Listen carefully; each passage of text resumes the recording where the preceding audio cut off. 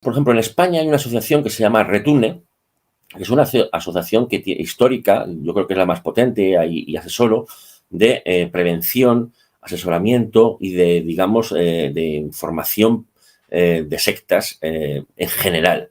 Es decir, los Testigos de Jehová es verdad que es una de las sectas más importantes, históricamente hablando, más polémicas, que se han estudiado en la doctrina científico-jurídico-penal, en la sociología, etcétera, pero hay muchísimas más y además la modernidad, porque los Testigos de Jehová ya es algo, por decirlo, una secta clásica, ya muy trabajada y muy estudiada, sin prejuicio de que no ha tenido aún resultados, digamos, a favor de las víctimas, ¿no? En ese sentido. Pero hay muchísimas. La modernidad, el Internet, las nuevas tecnologías han traído grupos pseudoterapéuticos, por ejemplo, que nos convencen de que beber agua con limón es mucho mejor que los tratamientos oncológicos. Oiga, diciendo en privado en un momento de debilidad, no, la medicina científica, el médico legal, no tiene resultados positivos, en cambio yo, con mi agua con limón, otros productos, he conseguido sanar unos cuantos cánceres, etcétera, etcétera. Bueno, esto es muy peligroso.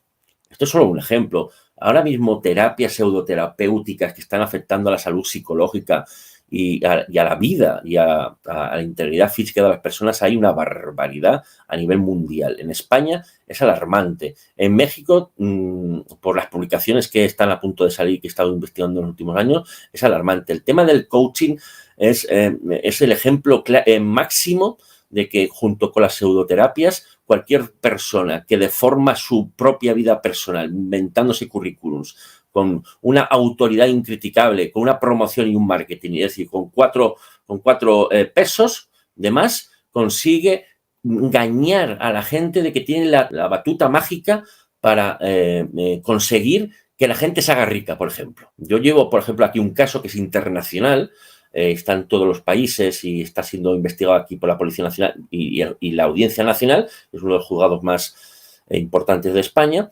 El caso IM Mastery Academy es un caso llamado de criptosecta, es decir, las sectas que utilizan la manipulación psicológica o el adoctrinamiento para engañarte, para que creas que te puedes hacer rico haciendo dos cosas. Y aquí en España ha habido un problema de alarmante de miles de jóvenes que se han creído ese mensaje. ¿Qué ha pasado? Pusimos una denuncia con víctimas y familiares de víctimas de este problema, y la Policía Nacional investigó y ahora está en la Audiencia Nacional en uno de los juzgados más importantes de España. Pero ese problema, criptosecta, están también en todos los países, según me han informado. Sí, he puesto varios ejemplos: pseudoterapias, coaching, criptosectas, que es el mensaje. Es decir, al final hay ciertos grupos que tratan de deformar la realidad al objeto de ganar dinero de forma sucia, soez y aprovechándose de la vulnerabilidad y de la creación de una confianza especial. Es decir, son gente que hay que parar los pies con legislación que no sea estrictamente de luchar contra las sectas religiosas. No, esta problemática es una problemática del dominio de la voluntad, es decir, de engañar, de someter a las personas, de llevarlas a una violencia imperceptible, a una violencia sutil, progresiva, que van incurriendo en un camino que no tienen vuelta atrás. Por lo tanto, no es un problema solo de sectas religiosas, es un problema de dominio de la voluntad de personas y de criminales, que eso pasa en cualquier relación. Sí, y sobre todo los estragos, porque me imagino que las sectas religiosas están perdiendo un poco de poder, pero están regresando ahora o se están agregando. Bueno, no se están agregando, hace algunas décadas iniciaron los multiniveles vitamínicos, todo este tema de, por ejemplo, aquí en México está muy tocado el tema de la flor de la abundancia. Sí, lo sé. O sea, sí existe y la gente conoce, pero ¿cómo se identifican, no? Estas personas que son los representantes de las sectas, esta gente que te envuelve, que te dice, mira, tú puedes, no seas mediocre, tú quieres vivir como siempre y te cambian el chip automáticamente. Es la misma filosofía de una secta religiosa. Claro, es lo que acabas de decir, lo has explicado, yo creo que mejor que yo, de forma más clara, más clara. Pero es verdad, es un mensaje falsario, Sí. engañoso. Y es muy fácil, y además está demostrado científicamente por los estudios de la psicología, que cualquier tipo de persona puede caer en una secta. No hace falta tener una cualificación profesional o económica baja o cierta, digamos, falta de estudios, etcétera. No. Cualquier tipo de persona puede caer en una secta religiosa o pseudoterapéutica. Es muy parecido.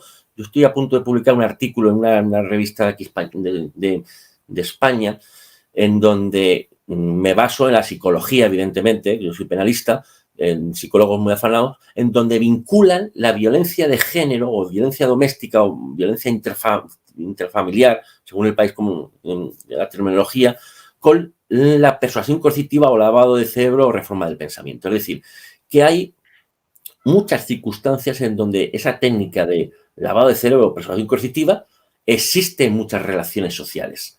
También en la pareja, en relaciones que se llaman relaciones duales coercitivas, donde el maltratador es una autoridad incriticable, en donde muchas veces la mujer justifica como medida preventiva, que es lo que se llama el síndrome de indefensión, el síndrome de indefensión aprendida, o del síndrome de la mujer maltratada, según Leonor Walker, en Estados Unidos, en donde la mujer justifica el maltrato recibido por el marido, o lo tolera en ciertas fases o ciclos de la violencia. Eso, precisamente, es de lo que yo estoy escribiendo y estoy publicando, que es muy parecido que lo que pasa en sectas religiosas o en relaciones coercitivas como en las pseudoterapias engañosas.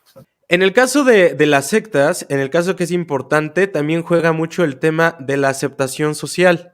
Cuando una persona está vulnerable y llegan estas personas, por ejemplo, hablando de un multinivel vitamínico, y te dicen que en 2-3 meses tú puedes ganar lo que no has ganado en toda tu vida.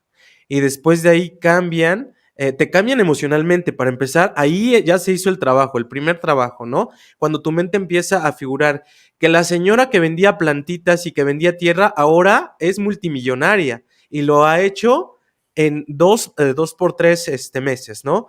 Ahí empieza a cambiar y empieza a ser la forma. Posteriormente, el apego y el tema de la aceptación es porque empiezas a sentirte cómodo en una familia. Todos te empiezan a decir, bienvenido, tú puedes también. Y entonces es cuando empiezas a luchar ahí contra pensamientos, contra dinero, esfuerzo, familia, y ahora empiezas a replicarlo, porque esta parte del ser humano de ser la parte buena, quieres también crear esta parte de compartir la felicidad. Uh-huh. Me vino a la mente eso porque aquí en México es muy común. No hablemos de marcas, pero así se inician los multiniveles, por lo menos en el tema vitamínico. Claro, es que sí, cualquier grupo que tenga una finalidad ciertamente engañosa, y esto sería, digamos, la definición básica, ¿no?, de una secta coercitiva o criminal en este sentido, es la apariencia de que no es una secta coercitiva. Nadie se presenta como, hola, muy buenas tardes, somos una organización criminal, que queremos únicamente sacarle su dinero y nos da igual su salud, etcétera, etcétera. No, el mensaje siempre es positivo. Claro, cuando hay muchos grupos de este estilo y la sociedad, toda empresa manda un mensaje positivo, cualquier empresa cualquiera tiene un mensaje positivo, vender su producto, que lo vende positivamente, ¿no? También las sectas coercitivas. Y sobre esa fachada de positividad es por la cual las personas que más en una sociedad consumista, esto hay que decirlo, pues es más fácil incurrir. Es más, no hace falta que la víctima tenga una especial vulnerabilidad. Ya lo comentaba antes, ni estudios o que no haya estudiado, que tenga bajos recursos económicos, baja formación. No. Lo único que hace falta en estos casos es cierta, digamos, participación de la víctima. Esto es muy llamativo. Es decir, hay muchos casos, voy a poner uno, el caso de Patricia Aguilar, es un caso muy famoso, en donde una chica menor de edad, por ciertos, digamos, gustos esotéricos, contactó con uno que se hacía pasar por un gurú espiritual a lo que quería salvar el mundo. Este es un caso muy famoso que pasó en Perú, aunque la chica era española.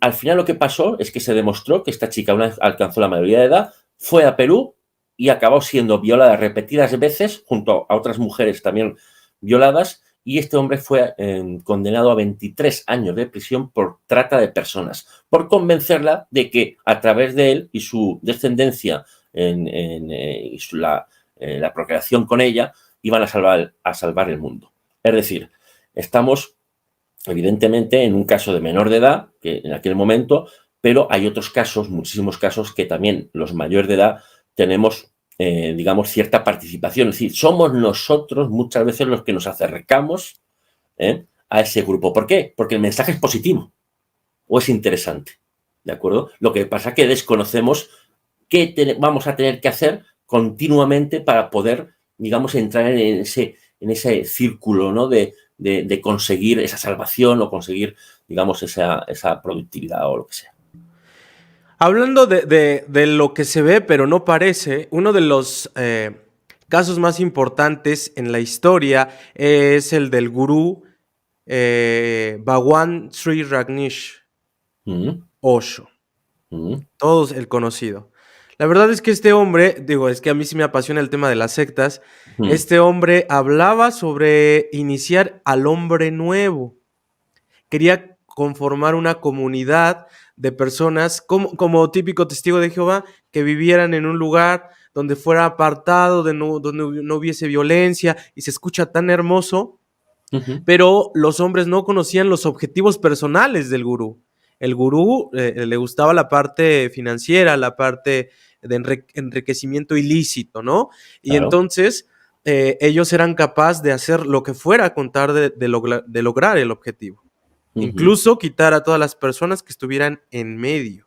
¿Cuántos casos como esos te ha tocado ver, por ejemplo? Mira, a mí, cuando estaba haciendo la tesis doctoral, pues estudié todos los casos famosos que había y no tan famosos, ¿no? Y me empapé de todo lo que pude, que fue mucho porque fueron 10 años de tesis doctoral. Pero me ha alarmado mucho más en la vida profesional como abogado la de casos que hay y denuncias que hay de temas de sectas. Es decir, lo que conocemos a través de los medios de comunicación es simplemente la punta del iceberg. Es únicamente la punta de la pirámide. Hay una gran cifra negra de víctimas y de grupos coercitivos que no podemos llegar ni a sospechar. Conocemos siempre, normalmente, esto es un dato muy importante, conocemos siempre los casos en donde ha habido un resultado muy llamativo, ¿no? O muy grave. Pero, por ejemplo, suicidios colectivos, como en el caso de Osho, porque hubo una imputación de contaminación del agua del pueblo donde estaban habitando, este hombre luego ya se fugó, el caso, por ejemplo, de Nexum en Estados Unidos con vínculos en México, por decir alguno reciente, ¿no? O el de Waco, ¿no? Es decir, conocemos casos en donde los seres humanos nos preguntamos, ¿pero cómo es posible que se haya llegado allí? Y eso es lo que vende. Y son unos 20 o 30 casos muy famosos en los últimos 40 o 50 años. Pero eso es la punta del iceberg. Para llegar a ese estado tan alarmante de suicidios, de abusos sexuales a menores, como el caso ahora mismo de este documental y verídico de Sé dócil y obedece de Netflix, que no sé si se traducirá o se llamará igualmente en México Netflix, pero de una iglesia fundamentalista mormona de Estados Unidos, donde el líder quedó condenado por abusar de cientos de menores. Bien, ¿a qué voy con esto? Para llegar a ese estado, a ese resultado grave y fatal, como es el abuso sexual, la tentativa de homicidio o suicidios, o dar el dinero, es decir, antes hay algo igualmente grave, que es, digamos, el eje motriz para llegar a esos resultados más graves, que es la persuasión coercitiva. Entonces, claro, ¿por qué las legislaciones tienen que esperar a que violen a mi hijo, a que induzcan al suicidio a gran cantidad de personas, a que estafen a gran cantidad de personas? ¿Por qué no interviene la policía, el Ministerio Fiscal y previamente la legislación para hacer respetar los derechos de la capacidad de libertad de las personas? Es decir, que no se les domine. Esa es la idea. Ok, me hace pensar algo interesante y es como regresando al tema. En el caso estábamos hablando hace un momento de los testigos de Jehová y bueno, es una de las sectas de muchas tantas, pero ahora pues bueno, se está afamando otra vez y no por sus buenos actos. En el caso del ser humano, no sé si has pensado lo mismo, que con tal de hacer lo que es correcto o lo que le viene bien al prójimo, pues piensas a lo mejor querer hacer un cambio y a lo mejor el deseo infundado puede ser, pudiéramos llamarlo bueno, ¿no? Pues sin caer en el tema religioso, bueno o malo. ¿Qué pasa cuando existe el tema del poder y cuando se puede manipular masas? Entonces es cuando el ser humano cambia la perspectiva y entonces empieza a desequilibrarse. ¿Tú crees que sea un desequilibrio? Totalmente. Bueno, pues digamos que por cuestiones filosóficas que trato en la tesis doctoral y en otros libros, etcétera, etcétera, yo lo resumo más o menos como tú explicas. Es decir, el ser humano no es perfecto, el poder contamina. También hay una parte del ser humano que le gusta ser dominado. Le gusta Ok. ser dominado. Esto está en la psicología, en cierta parte, en ciertos, digamos, cierto sector de la psicología tradicional, pues así también lo considera, ¿no? Por lo tanto, hay muchas veces una mezcla entre el deseo de poder y de agrandar ese poder, porque es la base para todo lo demás. Es decir, para un abuso sexual es una forma de poder, ¿de acuerdo? Es una forma de poder libidinoso, es decir, sexual o el dinero, pero la base es el poder, esa contaminación del poder. Pero también hay una parte que no podemos negar, que es que en ciertas circunstancias, que pueden ser por cierta vulnerabilidad o no, a las personas también les gusta depender. Es más fácil el mundo así.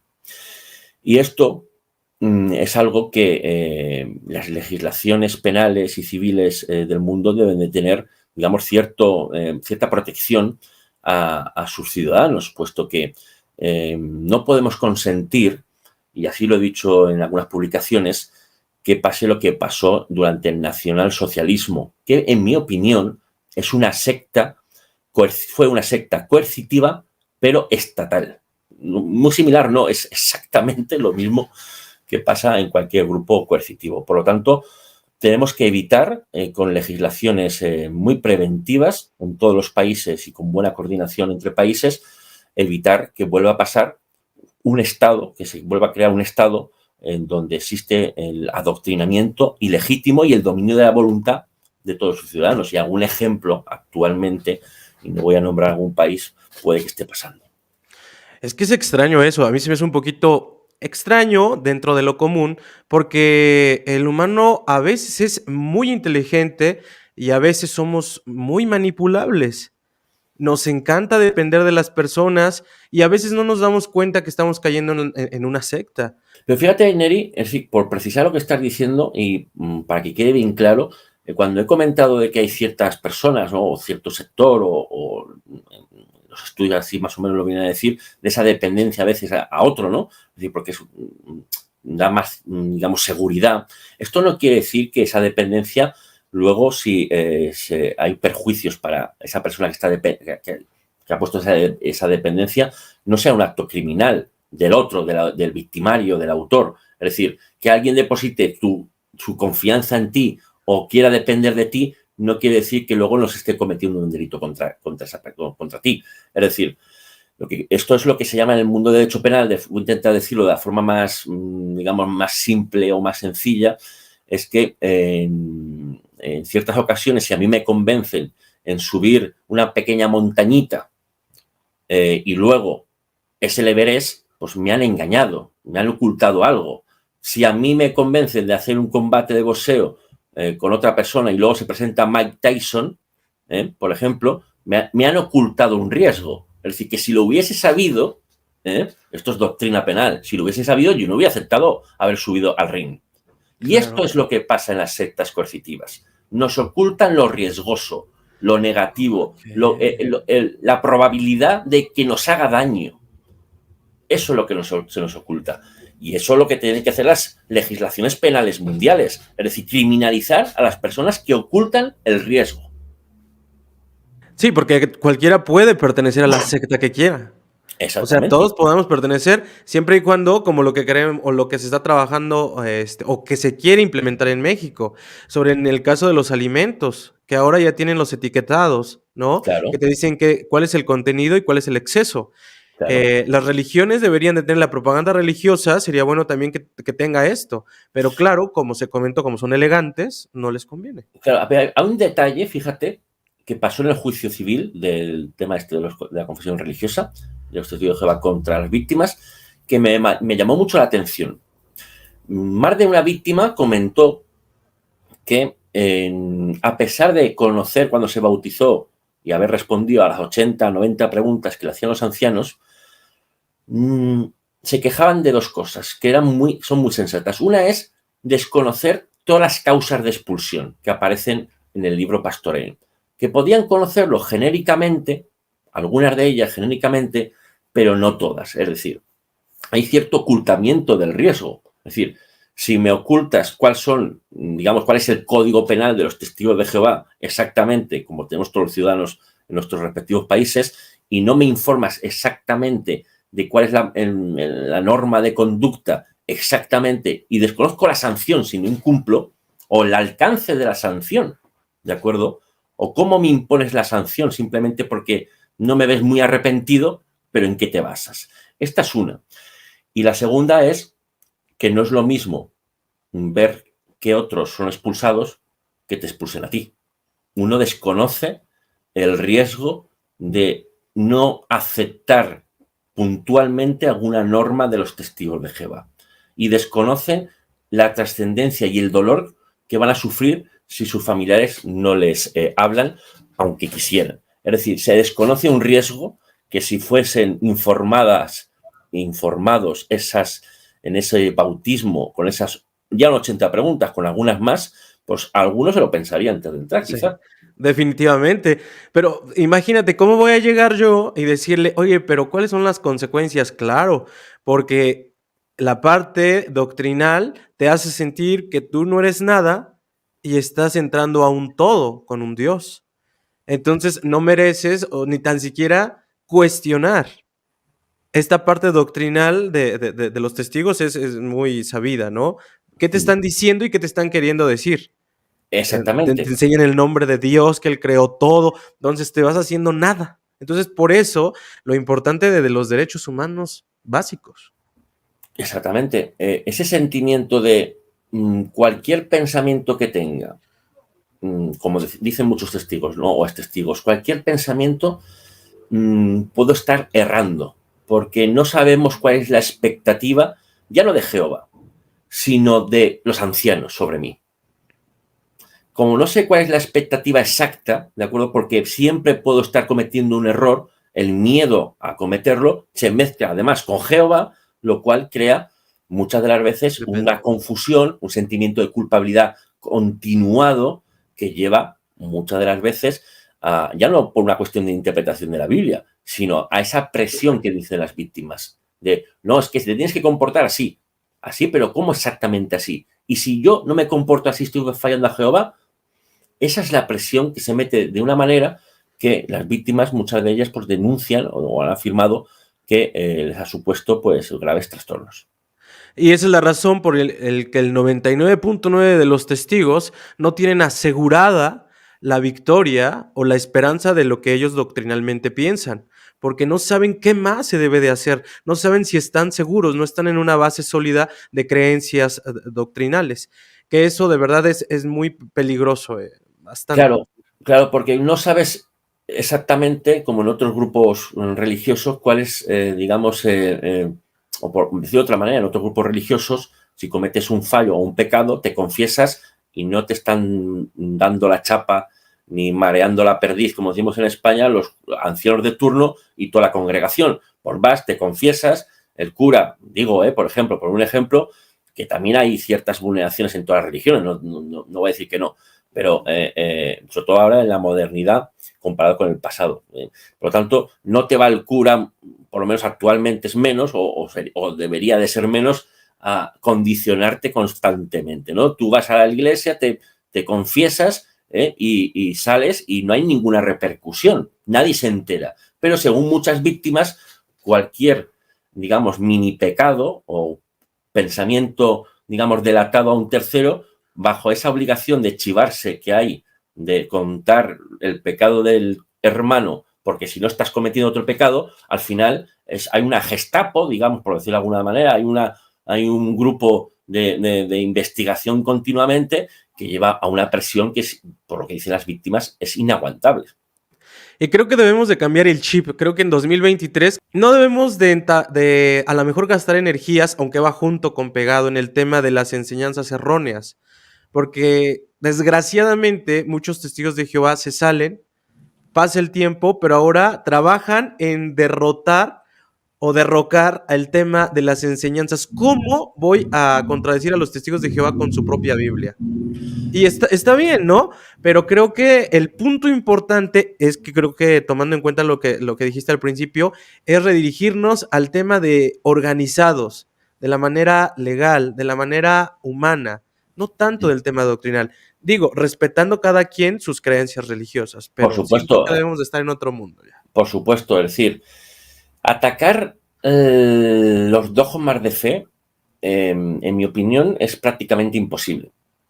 Evidentemente hay dogmas de fe que son criminales como los que tenían el socialnacionalismo, y así quedan criminalizados la exaltación del régimen nazi, o la exaltación del holocausto, o la negación del holocausto, por ejemplo. Más allá de eso, atacar ciertas interpretaciones de fe de la Biblia, creo que sería una estrategia perdedora, en mi opinión. Puesto que, en definitiva, esas interpretaciones en un mundo de seres humanos tan efímeros, se nos debe de permitir pensar lo que queramos, o interpretar lo que queramos de la Biblia o de otros textos. Otra cosa es la organización, es decir, cómo la organización de los testigos de Jehová, de acuerdo, aplica ese dogma de fe. Es decir, yo puedo tener un dogma de fe, pero no tengo derecho a humillar o a maltratar o a vejar o a preguntar incesantemente durante varios comités judiciales sobre algo que ya he confesado o que no he querido confesar.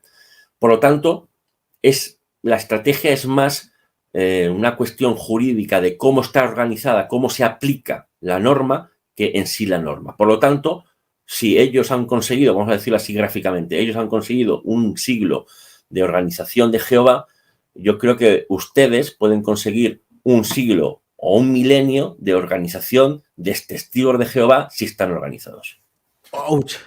Con eso, de verdad nos quedamos para analizar, señores. De verdad, intenten reacomodar las ideas y, claro, lo que se dijo acá es todo mundo puede creer lo que quiera, pero creo que es hora de cambiar la dirección, porque la guerra está y nosotros estamos atrás, ellos están enfrente y tenemos que redirigirnos a una organización que se ha creído por muchos años, elegante, sin mancha, pulcra, y creo que se está dando una evidencia que no es la que ellos nos habían dicho por muchos años. Es un placer, Bardavillo, de verdad tenerte aquí y para que la gente pueda seguir entendiendo y conociendo sobre todo este tema de las sectas, porque no tenemos mucho que aprender con ese tema. Pues Neri, de verdad que muchas gracias, y además hoy ha sido una entrevista que de alto nivel, porque por lo menos yo creo que me has exprimido mis conocimientos en cuanto a la forma de divulgarlos, ¿no? Porque uno puede ser muy técnico, que es un poco mi ámbito, pero transmitirlos y que se entiendan,